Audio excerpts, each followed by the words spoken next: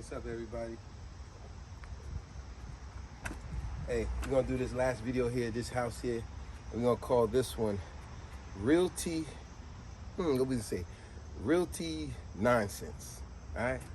When dealing with realtors, the realty business, and people unaware or aware when buying a new house or whatever, or their first house. Now, as you can see, here is an empty house. We bought this house like 24 years ago, to be exact, going on. And we're about here. We're selling it now. We gotta go do the paperwork now.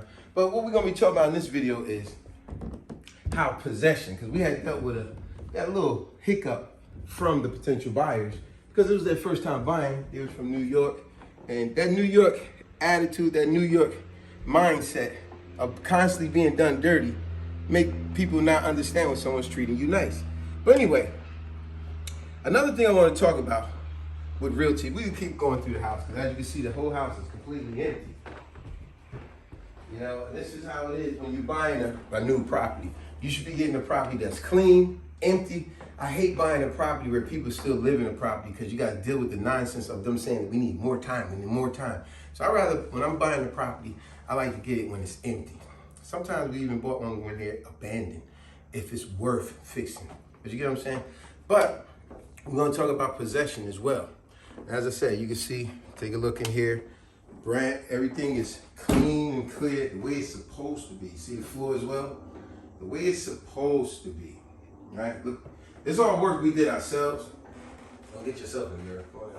But my point is, another thing I don't like when you're dealing with real estate and realtors love to play games such as, let's say this is your first house you buying. Let's say we're all familiar with this type of thing. And you told the realtor, the first thing he's gonna say, well, what's your budget? So you're gonna say something like, well, my budget, I'm looking to spend anywhere from 100,000 to 150. You know what that realtor gonna say? All his listings he's gonna show you, everything at 150. You just told him 100,000 to 150. He's gonna go everything about $150,000 or more. You know what I'm saying? That's the nonsense that they play these games. Just trying to walk y'all through everything.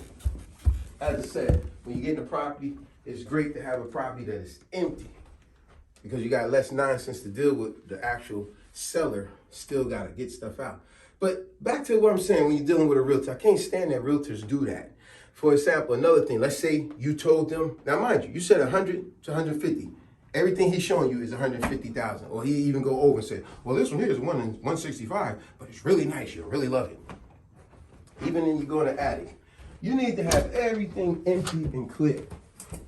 As you can see, empty, the way it's supposed to be. All right, the way it's supposed to be, right? But back to this realtor, like I said, let's say you told the realtor your budget was $100,000 to $200,000 that you're looking to buy a house. You know what he's gonna show you? All the listings he's gonna show you when you send them to you on the internet. Almost all the listings he's gonna show you is gonna be about $200,000, $215,000. When you clearly told him, my budget is from 100 to 200,000. But why is he showing you everything for 200,000? And then, when you go to look for something that you like, he's gonna tell you, well, if you want the seller to take you serious, you should put in a real serious offer. This house here is selling for 200,000. I think you should put in about 215. You see what I'm saying? Because remember, this is gonna line his pocket.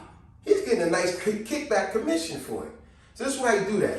And if you happen to be leaving appliances and stuff, make sure it's clean and clear.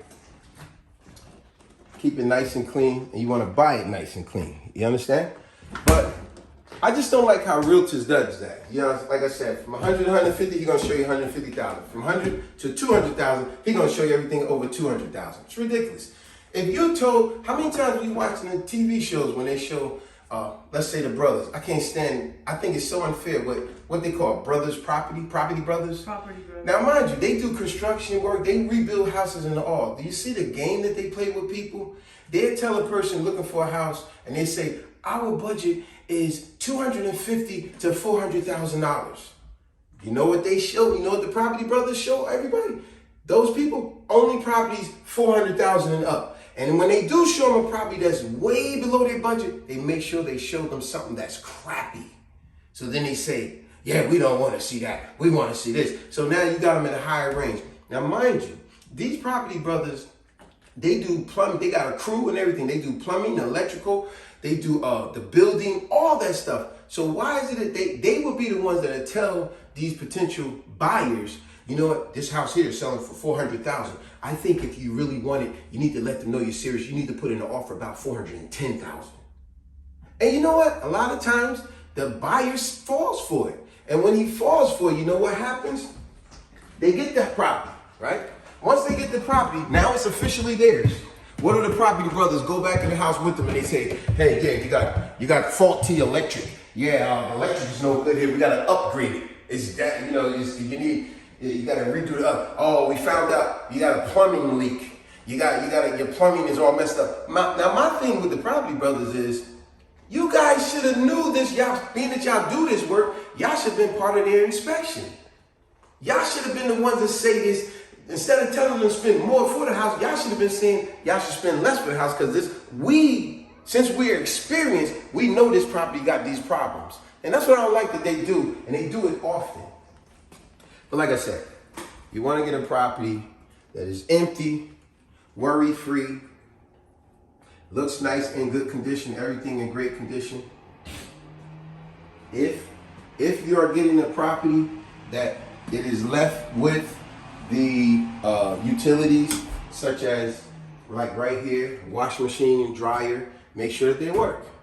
Make sure, like, we put new lines and stuff here.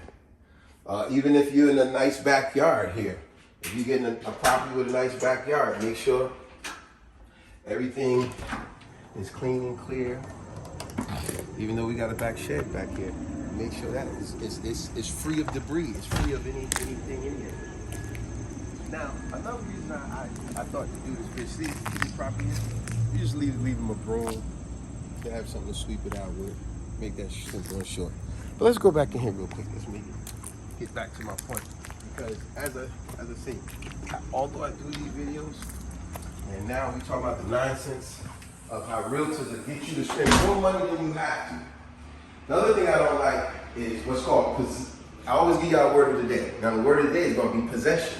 We know possession means something in your possession. You own it. You're going to take responsibility for it. It's no different than when an officer may pull over, get someone caught with drugs. When they go to court, the judge going to say you was in possession of whatever narcotics, right? Look what happened with us, with the potential buyers of this property. Do you know they did a walkthrough of this property, right? As they did a walkthrough, their last walkthrough, do you know they was complaining because we had a pile of stuff right here, only a very small pile of stuff, like maybe 2 bags, a box, and in the garage, I had 2 pairs of shoes from when I was cleaning to get dirty, where I could get dirty. And I had some food and bottles of water in the refrigerator. Do you know they was complaining and said, they still living there, they shouldn't be living there. See, this is an inexperienced person that don't understand what possession is. The property is not theirs until we, the sellers, go to the lawyer and sign on the closing day. You understand? And get the check from them. Until then, the property is still in our possession. As I was explaining to my wife before, we could have had a big cookout barbecue the last day if we wanted to, but our whole premise was we still had possession of the property. However, long as, like I said, we could have threw a big ass party if we wanted to, long as you be out of here and at your closing at the appropriate time. You get ample time to be at your closing. But as always, like I said, you want everything empty. Everything empty when you're buying the property. You shouldn't have to go in here fixing stuff if you didn't catch it in the beginning. Because if you caught it in the beginning, then that should be a credit to you buying the property. Let me go back here. So, but anyway, back to these people. So they was making a big deal about that. So like I was telling their realtor, we still have possession of the property. The main purpose of a walkthrough is to make sure stuff isn't fictitious. Make sure that all of a sudden hot water heater is missing. You know, he took out the kitchen sink. All of a sudden, we find out there was a low-bearing wall in the living room because they made it an open concept. That wasn't there before because he patched it up nicely. But the final walkthrough is for you to make sure everything is still in good working order and is there. intact. That is inexperience on their half to come here and say, what do y'all still got stuff here for? Because we're still in possession of the property until we go to the lawyer and sign the paperwork for the closing. Then I gotta hand over the keys to the lawyer and he gives it to them. Then I'm no longer on the property. That is understanding how real estate really works. But there's always newcomers who they think it's supposed to work everything in their way. Meanwhile, these are the same people that they gave us 3 days. But meanwhile, they gave us weeks, two to 3 weeks, where we had no communication with these people. See, that's another thing. You just got to stay on your lawyer with these type of stuff, because it becomes a little frustrating when you're still in possession of the property. You're getting no communication from the potential buyers. And then at the last minute, the reason you're not getting no communication is because they ain't got all their money together. You know what I'm saying? So now when they finally get their pennies together, now they go, oh, we're ready to go in the next 3 days. Whoa, whoa. You got to put everything in consideration now. I got to call electric company, gas company, cable company, get things shut off. All because you guys was non-communicative. So you want to be very communicative, make sure that they are, so you put everything in proper order. Otherwise, you're going to be like a chicken with the head cut off, trying to run and get things done at the last minute. But anyway, that's what we had to have a conversation with their realtor, because it was like, oh, we noticed you guys got stuff here. It's like, of course, we still in possession of the property. But you got to also remember, when you're closing on a property, there's a lot of reasons why sometimes a property won't get closed. You know, maybe the buyer or the seller got cold feet for whatever reason. They realize they can't afford it. Or they realize, potential buyer may realize he can't afford it. Or the bank say that they can't come up with the last bit of their down payment. Maybe the seller got cold feet, ain't got nowhere to go.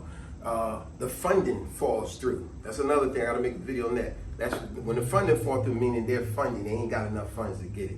You know, they may find some type of damage that they didn't see before during the final walkthrough. There's a number of reasons why sometimes a closing don't go through. And all these things, you gotta do your homework when buying a property, because you definitely wanna make sure everything is in good working order and is there. And there's no actual damage. And now it's gonna be a headache to you. A lien on a property. Would you believe, as crazy as it is, some people buy a property without any inspection or getting a lawyer and get a title search, and now you get a property, and now the bank is telling you owe them $100,000, and you're like, what? I owe? And they go, well, the last owner had a lien on the property. That's why you do title search. You want to make sure all of that is not there before you get a property. So, going to end the video. Remember, possession. You're still in possession until you sign that paper and hand over the keys of a property. And on that note, subscribe, share, like, and comment. I get more positive videos out to you guys. And hey, if you ain't into real estate, get into it. It's definitely money to be made for any and everyone out there. Get your feet wet, get experience, and make some lucrative profits in doing it. On that note, peace.